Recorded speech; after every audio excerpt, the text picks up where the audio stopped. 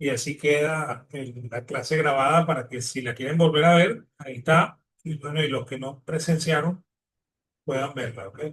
Hoy vamos a hablar del tema del tiempo en finanzas y en la economía, con lo cual cerramos toda la parte eminentemente teórica del curso, ¿no? Entonces, vamos a ver de qué trata esto, ¿no? Fíjense, yo tengo una impresión, ¿no? Y mi impresión es que para que la humanidad se conforme, necesita estos cuatro elementos, ¿ok? Que no son creación del gobierno, ¿ok? O del Estado, como normalmente les dice, ¿ok? Que son el calendario, la moneda, la escritura y las normas. Y bueno, y eso está muy relacionado con las finanzas, y ya van a ver por qué, bueno, con las finanzas y con la economía. Que hay un elemento que normalmente se asume como una variable económica que no es variable económica, que es una variable financiera. ¿Ok? Sin embargo, afecta mucho la parte económica. ¿Ok? Entonces, bueno, lo primero es que el calendario surge en el Paleolítico. ¿Ok? O sea, mucho antes de que se conformen las ciudades, ya las personas pensaban en función de un calendario. ¿Ok? O sea, y eso ocurre más o menos entre el 18.000 o el 15.000 antes de Cristo. ¿Ok? Y el primer calendario es lunar. ¿Ok? Y casi todos lo asumen de esa manera. ¿Ok? Y de esa manera es que se origina una cosa como la semana, ¿ok? Que son 7 días y que equivalen al tránsito de uno de los cuartos de la luna. ¿Ok? Y luego, más adelante, cuando ya seamos ciudad y civilización, eso se convierte en el mes, ¿ok? Que tiene 30 días. ¿Ok? Porque normalmente la luna tarda 27,3 días en darle la vuelta a la Tierra. ¿Ok? Sin embargo, bueno, si uno mide más o menos la distancia entre la luna nueva y el cuarto creciente, igual que el cuarto creciente y la luna llena, y luego entre la luna llena y el cuarto menguante, son aproximadamente 7 días, pues de ahí viene la semana. Y bueno, luego cuando nos convirtamos en civilización, y eso va a ocurrir en Mesopotamia, en la época de los sumerios, ¿eh? Los sumerios van a adoptar el mes de 30 días, ¿eh? Porque ellos tienen dos sistemas numéricos, un sistema de 10 números que está asociado a los 10 dedos de la mano, ¿eh? Y un sistema de 12 números, ¿eh? Que es lo que resulta de usar el pulgar y contar los huesos de cada uno de los cuatro otros huesos, otros dedos, ¿no? O sea, uno tiene tres falanges en cada dedo y si uno cuenta 3 por 4 son 12, ¿eh? Por ahí viene el 12, ¿eh? Y bueno, de la mezcla de el 12 con el 10, ¿ok? Surge el año de 360 días, ¿ok? Y surge el mes de 30, ¿no? Porque serían 12 meses de 30 días para completar un año de 360. Sin embargo, bueno, mucho antes que esto, ¿ok? La, la- se llamaba al mes año, ¿ok? Y eso lo explica mucho Manetón en su libro de Historia de Egipto, ¿ok? Y Manetón es uno de los tantos historiadores, ¿no? Que es aproximadamente del siglo IV antes de Cristo, ¿no? Y ya eso vamos a hablar un poco cuando hablemos de la escritura también, ¿no? Entonces, bueno, él dice en ese libro que antes se llamaba o se identificaba el mes con el año, ¿no? Y eso para mí resolvió un problema muy grande, ¿no? Digo porque yo vengo de una familia católica, ¿ok? Y bueno, aunque soy de origen libanés, ¿ok? Y los, los chicos de origen libanés, normalmente sus padres les prohíben leer la Biblia, ¿ok? Porque los curas libaneses dicen que la Biblia no es para todo el mundo, ¿no? Y que las personas que no están preparadas no deberían leer la Biblia. Entonces yo, burlando un poco la restricción de mi papá, leí la Biblia, ¿ves? Y bueno, y no me volví loco como decían ellos, ¿no? Pero sí me dio muchas inquietudes, ¿no? Y una de las inquietudes es la edad de los patriarcas, ¿no? Por ejemplo, Abraham vivió 300 años, ¿no? Y, y hay uno que vive muchísimo, que es Matusalén, que vive, si mal no recuerdo, 469 años, ¿no? Una cosa así. Y bueno, si es verdad que los meses eran años, entonces bueno, eso resuelve mucho el problema, ¿no? Porque 300 y pico de años, ¿ok? Mm, no, o sea, 300 y pico de meses, no es una cosa tan grave, ¿no? ¿Ok? O sea, no es lo mismo que 300 años de 160 días. ¿Ok? Entonces, bueno, eso me resolvió un poco el problema. ¿Ok? Eh, y bueno, y ese es el calendario que originalmente se usa para aplicar las finanzas, ¿no? El calendario de 30 a 360, que es el calendario que se aplicaba en Mesopotamia y que se extendió por todo el Mediterráneo. Los únicos que entendieron que el año no era exactamente de 360 días son los egipcios, ¿no? Y lo entienden porque ocurría una cosa muy peculiar, ¿no? El río Nilo crecía cada 365 días y cuarto, ¿sí? Lo cual hizo a los egipcios pensar que el año perfecto era el año de 360, pero que los años en realidad eran imperfectos, ¿sí? Y por eso ellos crean el bisiesto, ¿sí? Y dicen que esos 5 o 6 años que tiene que tener de más el año, para no cuadrar con los 360 días, que era lo que normalmente se usaba durante en todo el Mediterráneo, eran días malditos. ¿Ok? Y bueno, esa es la creencia de los egipcios, pero los egipcios son los que descubren que el año solar de verdad tiene 365 días y cuarto, ¿no? Por lo cual cada 4 días debe sumarse un día para que esto se empareje, ¿ok? Y nosotros mantengamos más o menos el ciclo regular de un año. ¿Ok? Eso lo descubren los egipcios, ¿no?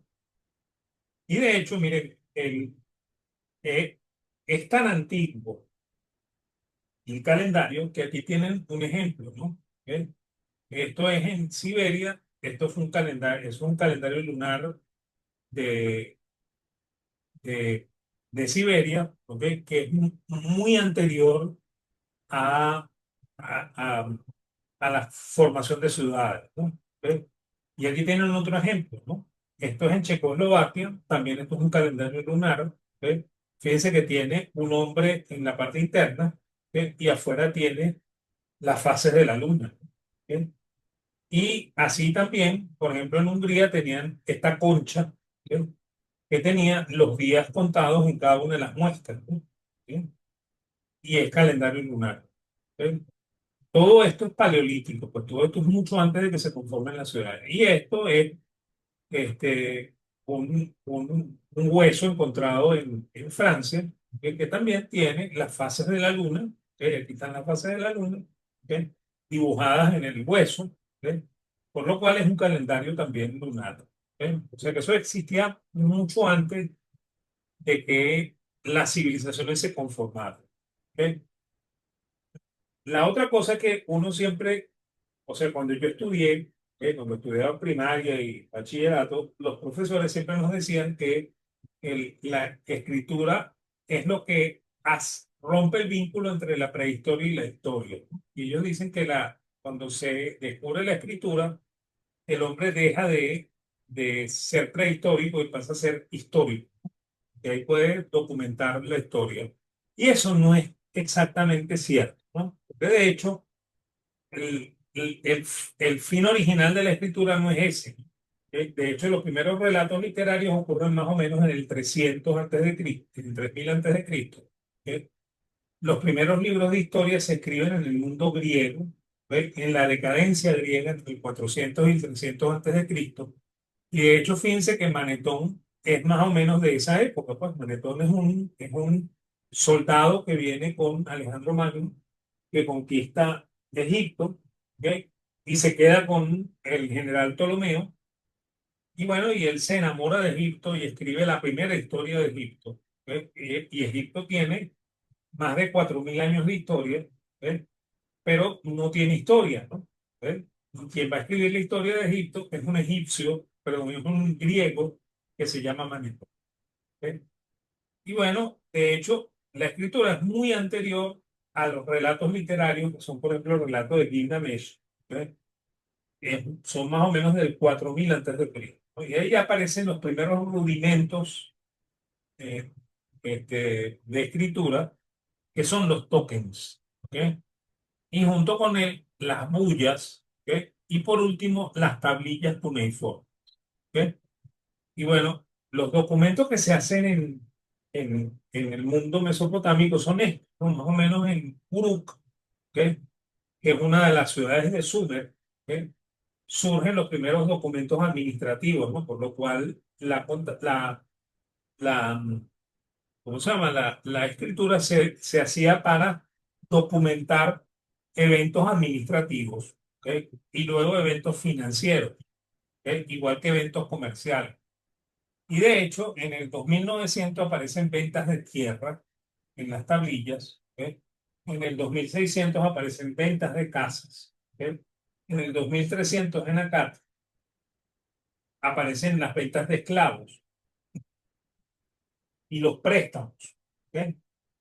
Y bueno, y las normas, ¿ok? Que yo también dije que era uno de los elementos, aparecen más o menos en el 2000 antes de Cristo en la ciudad del Nilo, ¿ok? Entonces, fíjense que ninguno de estos documentos es literatura, ¿ok? Por lo cual la escritura no se inventa para hacer literatura, ni se inventa para hacer historia, ¿no? La escritura tiene un fin económico, un fin contable, ¿ok? Un fin documental, pero de la parte económica y transaccional, ¿ok? Y de hecho, miren, los primeros vestigios de escritura son tokens, ¿ok? La gente hacía contabilidad con piedritas, ¿ok? Y luego empezaron a hacer tokens más complejos, ¿ok? Cada uno de estos tokens tiene un significado, ¿ok? Y esos tokens se introducían en una bola de arcilla que la llamaban bulla, ¿ok? Y luego esa bulla se usaba, por ejemplo, para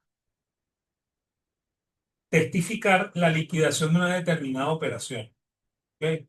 Por ejemplo, si yo compraba unas vacas, dentro de la bulla ponían unos tokens que simbolizaban la cantidad de vacas que yo había comprado. ¿Ok? Y cuando yo pagaba esa operación en el futuro, entonces quien hacía de albacea de esta bulla la rompía, ¿ok? Y de esa manera se declaraba que ya yo había pagado la deuda.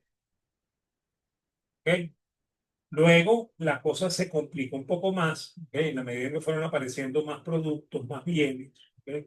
Y bueno, y aparecieron las primeras tablillas. Y estas son tablillas, ¿no? Y estos tokens, o sea, lo que en esta figura eran tokens, ¿ok? O sea,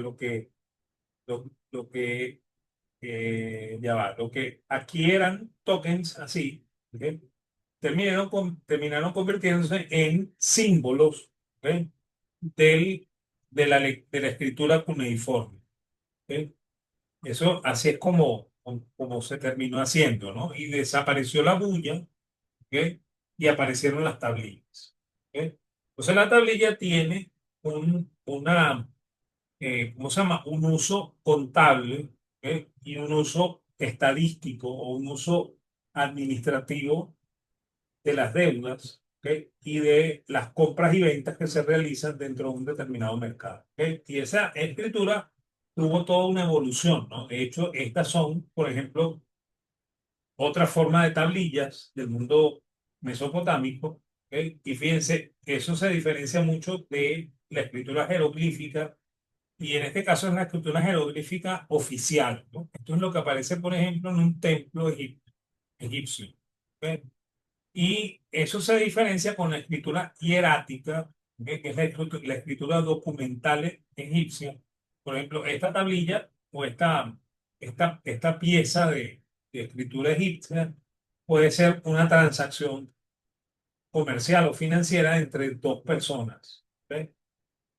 Y la otra es la escritura que se llama demótica, o sea que en Egipto habían tres tipos de escritura, ¿ok? Que es la escritura popular, ¿ok? Por eso que se llama demótica. Y esto, por ejemplo, se utilizaba para, por ejemplo, si un individuo quería mandarle una carta a su madre que está a unos pueblos de distancia de donde él vive, entonces escribía este tipo de carta, ¿ok? Y se enviaba para que la madre la recibiera por el otro lado.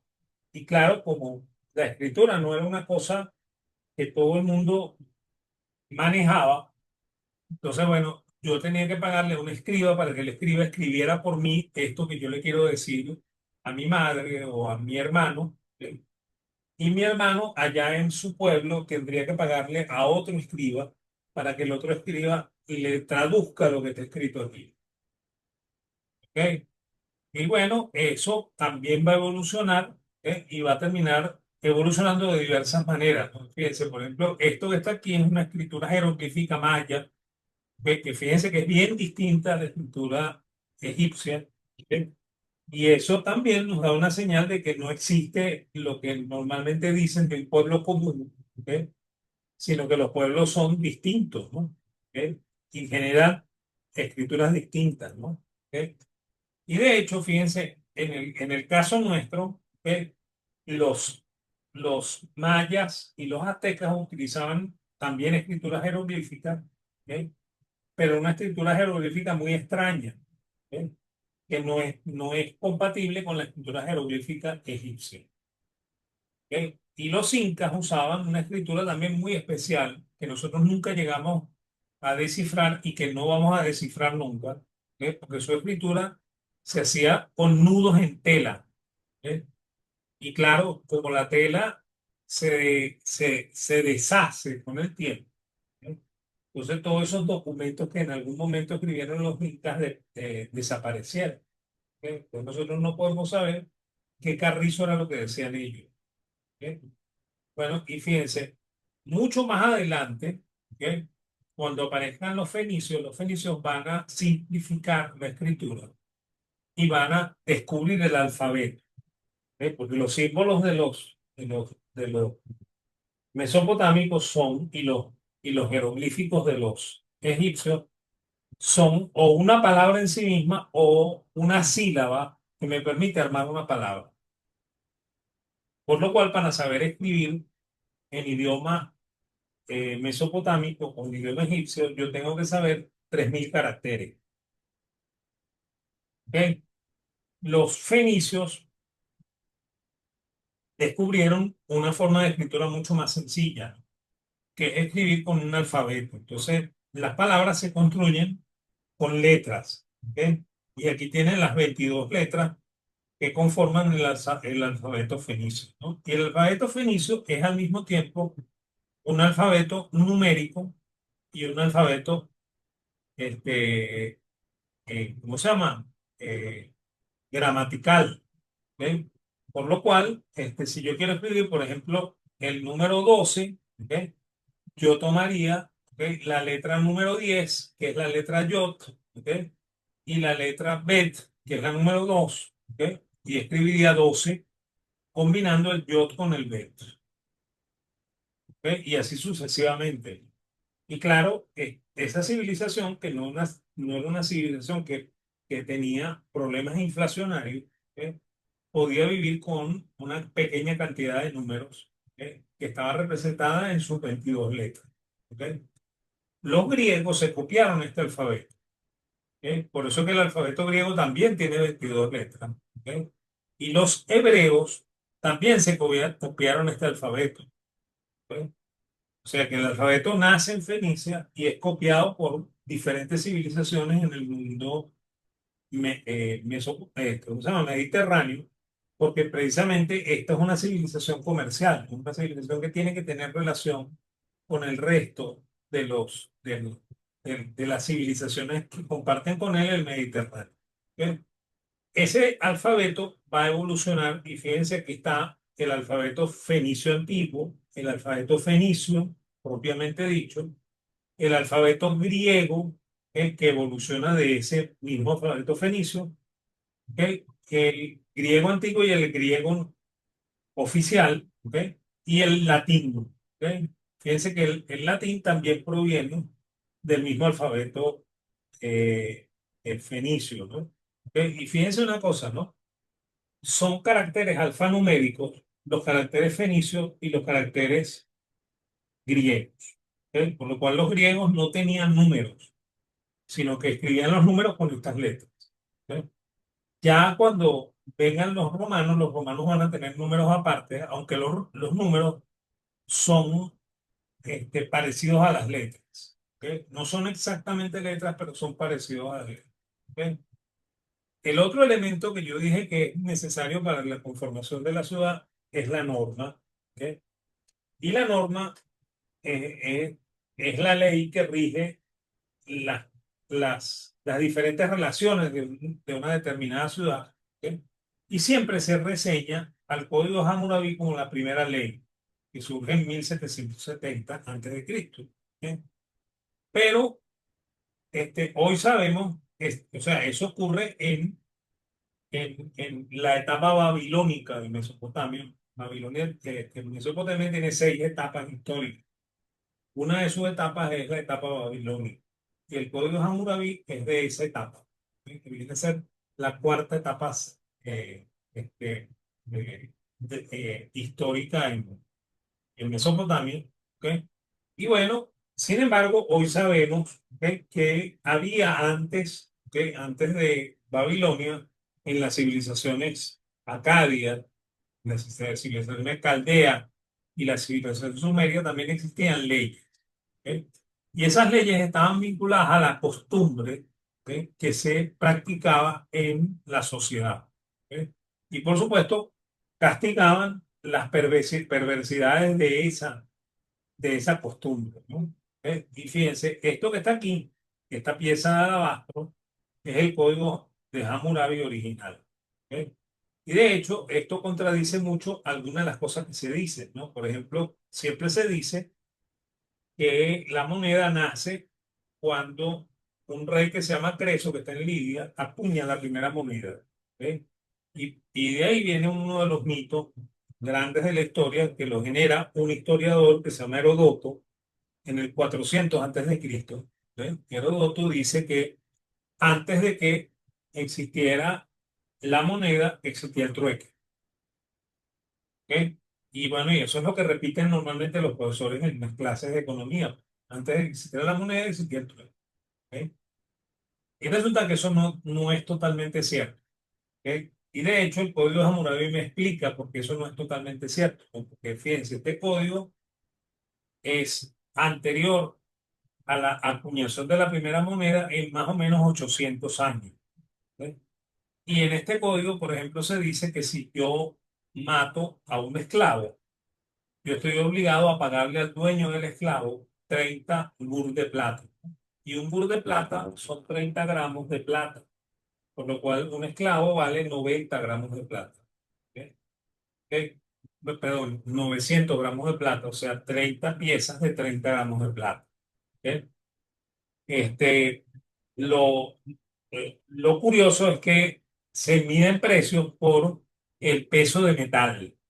¿Ok? Por lo cual, probablemente esa era la manera en la que se entendía el dinero, no la moneda, porque la moneda todavía no existe.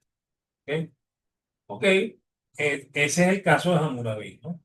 Pero nos falta la moneda precisamente, ¿no? Y de hecho Heródoto dice que los lidios son los que inventan la moneda. Es más, él dice que son 500 años antes de que él escriba esta historia. Y esta historia más o menos él la está escribiendo en el siglo cuarto antes de Cristo, por lo cual él no sitúa la moneda en el 900 antes de Cristo. ¿Ok? Sin embargo, de hecho, si es verdad que todas las cosas que dice el Código de Hammurabi, ¿ven?, resulta que todas esas cosas están ocurriendo 900 años antes de que exista la moneda. ¿Ok? Y ahí hay precios para todo, ¿no? Hay precios, por ejemplo, para el castigo que tiene que pagar un tipo por no cuidar ¿cómo se llama? El ticket que está frente a su terreno, etcétera, etcétera, ¿no? Y hay una serie de castigos que se pagan en unidades de metal, ¿ok? Que es la forma de dinero que se está usando en ese momento, ¿ok? Entonces, fíjense, aquí hay dos visiones, ¿no? La visión de los cartalistas, que es muy vieja y que hoy en día está renaciendo con la teoría monetaria moderna, ¿ok? En la que dicen que el dinero surge primero como deuda, ¿ok? Y que luego surge el dinero oficial, ¿ok? Los evolucionistas, y ahí me anoto yo, ¿ok? Creemos que efectivamente el dinero parte del trueque, ¿ok? Y que probablemente se originan formas de crédito mientras el trueque está vivo, ¿ok? ¿Por qué? Porque eso coincide con formas privadas de dinero, ¿no? Que es esto que está diciendo el Código Hammurabi. El Código de Hammurabi te dice a ti que el precio de un esclavo son 30 gur de plata, ¿no? No dice que son 30 monedas de plata de las que emitió el rey. ¿Ok? Por lo cual, esto que dicen los capitalistas es falso. O sea, no existe dinero oficial. ¿Ok? El dinero oficial va a aparecer después. ¿Ok? Por lo cual, de último aparecen las formas gubernamentales de dinero, que son las monedas acuñadas. ¿Ok? Ok, y esta efectivamente es la primera moneda, ¿ok? Que la emitió Creso aproximadamente en el 560-546 a.C. ¿Ok? Esa es la primera moneda que efectivamente se acuña, ¿no? Tienen el ejemplo. Ahora, el otro elemento es el tiempo, ¿no? ¿Ok? Y nosotros, ¿ok? En finanzas tenemos que usar el tiempo. Entonces nosotros siempre vamos a hablar de una fecha spot, ¿ok? Que es el plazo más frecuente de cualquier mercado financiero. ¿Ok? Y a partir de ese spot, ¿ok? Se miden los intereses. ¿Ok? Y se miden también los días de operación. ¿Ok? Y los días de operación se miden en días hábiles. ¿Ok? Porque nadie puede liquidar una operación en un domingo o en un sábado o en una fiesta nacional. Tú tienes que liquidarla en un día hábil, lo cual los días de operación siempre se miden en días hábiles. ¿Ok? Y en caso contrario, los días de intereses se miden por días corrientes. ¿Ok? De hecho, miren, ahora es viernes a las 7 de la noche, ¿no? Casi estamos llegando a las 8. ¿Ok? Entonces, si yo, por ejemplo, pago la tarjeta de crédito hoy, ¿ok? En el sitio web de mi banco, ¿ok? El banco no me la va a contabilizar como si lo hubiera pagado el viernes. Me la va a contabilizar como si lo hubiera pagado el lunes. ¿Ok? ¿Ok? Porque el banco está cerrado. ¿Ok? Porque no es un día de operación. ¿Ok? Entonces, él cuenta las operaciones por días de operación. ¿Ok? Estamos. En cambio, si yo uso la tarjeta de crédito hoy, ¿ok?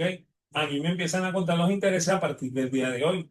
Porque los intereses se cobran por días hábiles o no hábiles. O sea, por días corridos.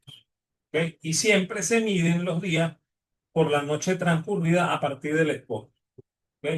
Por lo cual el spot es el punto focal de la operación o el punto focal de los intereses. ¿Ok? ¿Ok? Y la base que utilizamos en finanzas, la más regular, es la misma base de los sumerios con meses de 30 y años de 360. Y eso se llama base bancaria o base comercial. ¿Ok? O base 30-360. ¿Ok? La, la base que supone que los meses tienen los días tal cual son, o sea, que febrero tiene 29 o 28, ¿ok? Que marzo tiene 31, que abril tiene 30, que junio tiene 31 y etcétera, etcétera, ¿ok? Se le llama base corriente. ¿Ok? Y aquí viene una cosa interesante, ¿no? Cuando el año es bisiesto, yo tengo que dividir por 366. No puedo dividir siempre por 365, por lo cual yo tengo que saber cuándo es bisiesto. ¿Bien? ¿Estamos? O sea que tengo que saber, además, cuando uso la base corriente, qué año es bisiesto. ¿Ok? Para ponerle su febrero con 29 y para dividir todo ese año por 366. ¿Ok? Y hay dos bases combinadas, ¿no? Una base que se llama la 30 corriente Que combina meses de 30 con años corrientes. ¿Ok? Y en ese caso, otra vez, si el año tiene 366 días, le ponemos 366. Si el año tiene 365, le ponemos 365. Y la otra base combinada se llama base corriente 360, en el cual se usa el mes tal cual es y el año en 360. ¿Ok? Y bueno, lo más común es la base 30-360. De hecho, todos los ejercicios que yo voy a hacer en clase van a ser base 30-360. Sin embargo, el contrato puede decir que los intereses se calculan en base corriente, o se calculan en base 30 corriente, o calculan en base corriente 360, ¿no? Y de hecho, los bonos venezolanos en bolívares, cuando se emitían, ya no se emiten, ¿ok? Se emitían con esta base corriente 360. ¿Ok? Por lo cual no sirven los cálculos regulares de finanzas, hay que hacer cálculos especiales, ¿ok? Estableciendo meses, por ejemplo, cuando febrero tiene 29, ponerle 29 días, pero el año es 360. ¿Ok? Entonces hay que saber muy bien el contrato, porque el contrato puede tener cualquiera de estas cuatro bases. ¿Ok? Y bueno, y para concluir esto que yo les dije que iba a ser corto, ¿ok? Tenemos que afirmar que calendario, escritura, dinero y norma están imbricados en la cultura humana. ¿No? Que no se puede afirmar que el gobierno sea el generador de esas cosas. ¿No? Y que el tiempo está muy relacionado al comercio, a la agricultura y en general a la economía. ¿Ok? Y que el interés no es el precio del dinero, sino que es el precio del tiempo. ¿Ok? Es el precio de la espera. ¿Ok? O el beneficio que exige el dueño del dinero por el uso de ese dinero. Por lo cual, el interés está muy asociado al valor de uso del dinero. ¿Ok? Entonces, bueno, con eso sí termino la clase de hoy. ¿Ok? Ya el miércoles que viene nos vemos para hablar de riesgo. ¿Ok? Entonces, bueno, ¿cómo se llama? Les mando en un rato esto y también ¿cómo se llama? El podcast de esto, ¿no? Espero que no me pase como el viernes pasado, que la luz se fue por el otro lado y aquí nos quedamos sin internet. ¿Ok? Entonces, bueno, en un rato les envío eso. Gracias por estar aquí.